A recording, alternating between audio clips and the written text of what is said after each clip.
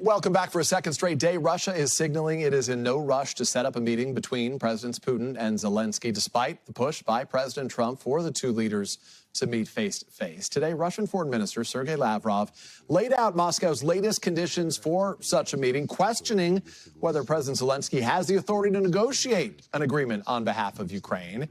It's a long-standing Kremlin propaganda talking point that Zelensky is not the legitimate president of Ukraine because Zelensky's term would have normally expired last year, except for the fact that Ukraine is still under martial law because of Russia's invasion. It hasn't had new elections.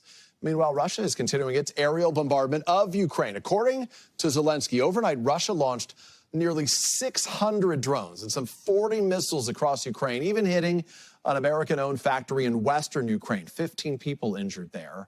Zelensky condemned the attack, saying that there is still no sign that Moscow is going to engage in meaningful negotiations to end the war. And joining me now is my colleague at the White House, Monica Alba. Monica, I was over there a short time ago. We were talking about this very issue. And for all the urgency we saw in recent days after the Putin meeting with the Europeans and Zelensky at the White House, now it feels like we're sort of in that stall period to some degree. Are you getting the sense from the White House that there is some frustration, perhaps, with the Russians, that this isn't moving more quickly toward a face-to-face?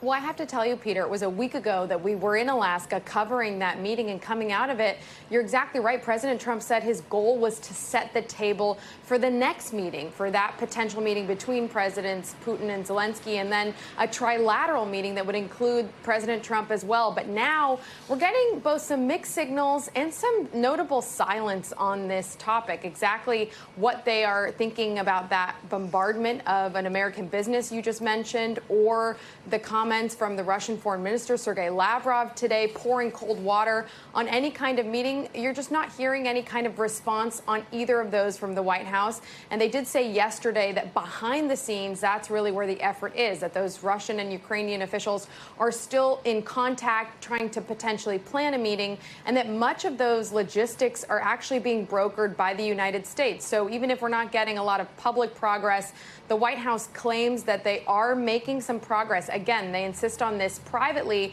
but there are some real questions about the timing of all of this, Peter. And I think that given the fact that you had the European leaders at the White House earlier this week, and again, there seemed to be a little bit of momentum, that has really slowed now at this point, we can say. Monica, President Zelensky said today that there needs to be increased pressure on Moscow, including stronger sanctions, tariffs.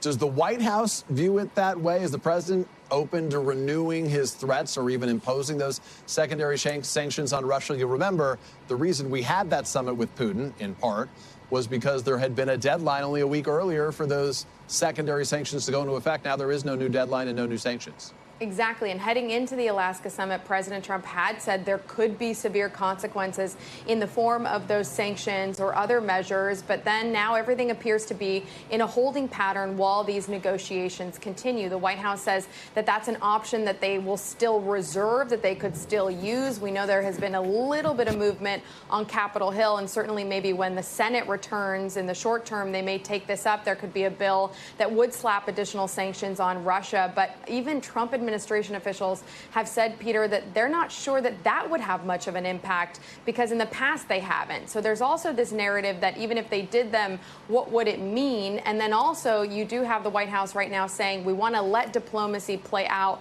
Yeah. And they claim, and they're still hopeful, they can push for that. Monica, we appreciate your reporting. Thank you very much. We want to bring in Richard Haass, the President Emeritus at the Council on Foreign Relations. Richard, it's good to talk to you here. Can you help pull back the curtain for us a little bit? I want to get your sort of reaction to these recent comments from the Foreign Minister Sergei Lavrov. It feels, for those of us covering it, like he's just throwing up roadblocks left and right that would delay anything from changing the situation on the ground, postpone any potential meeting with Zelensky and Vladimir Putin.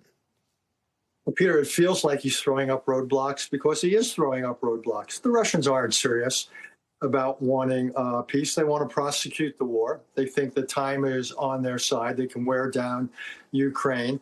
The only thing that surprises me at all is it's so clumsy, it's so heavy-handed, ruling out this or that security assurance, setting preconditions for meeting with President Zelensky, that they won't achieve their goal of having the breakdown of diplomacy blamed on Ukraine. So to me, the only really interesting question is now what the United States does. Where are the severe consequences for Russia? And sanctions aren't the severe consequence, to be honest. The severe consequence is a clear, open-ended American commitment to Ukraine's defense, military aid, intelligence, what have you. We'll see if that is forthcoming. So let's talk about that. The severe consequences, you make an important point there, right? The president, remember, he said before he met with Vladimir Putin, he said, hey, I'm going to be unhappy if there is not a ceasefire here. Not only was there not a ceasefire, he actually then sort of embraced Vladimir Putin's view, which is they should go straight to a peace deal. It's not clear why a ceasefire would be an obstacle to a peace deal. But then in terms of those severe consequences, you mentioned the potential for some military engagement here by the United States. The president has said it's not going to be boots on the ground. He'd embrace, would be open to a European peacekeeping force there. What is the U.S., do you think, in a position that it could or should do here? Is it military air support? Is that enough? Is it some sort of command position overseeing what's going on in Ukraine in terms of peacekeeping force, so the Russians feel like there's real teeth? I think all that's wildly premature because there's no peace to keep. And we're not going to put boots on the ground or planes in the air while a war is going on.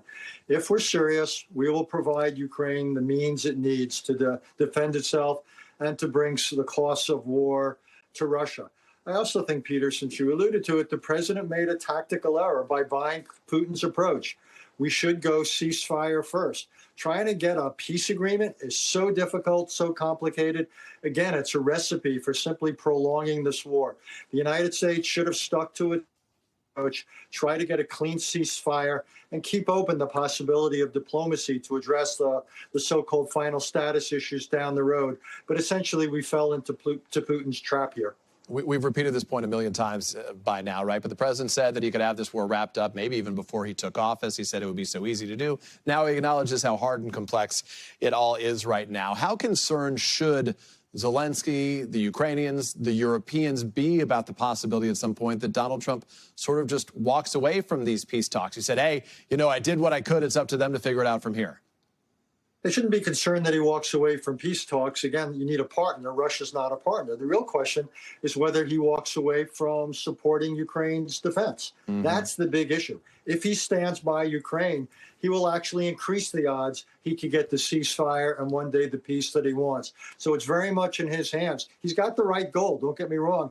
The problem is the way the president's going about it. He's undermining, even sabotaging his own goal because he's not doing enough to persuade Putin that more war will not be to Russia's advantage. And what message does this send to the rest of the world, specifically China, vis-a-vis Taiwan and beyond? We can't watch this in a vacuum, can we?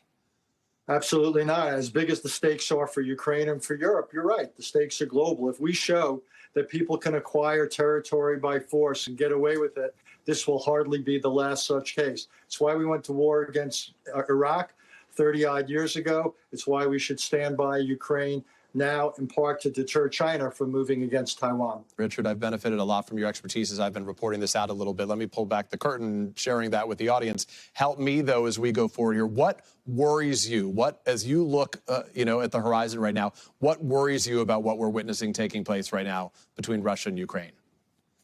Probably the biggest thing that worries me is the United States will wash its hands, and you and I were just discussing it, not just of diplomacy, but of the war itself. And then Russia could bring too much to bear. It's got too much scale, too much population, too much defense industry. So to me, we can't get bored with this. We can't get short of breath.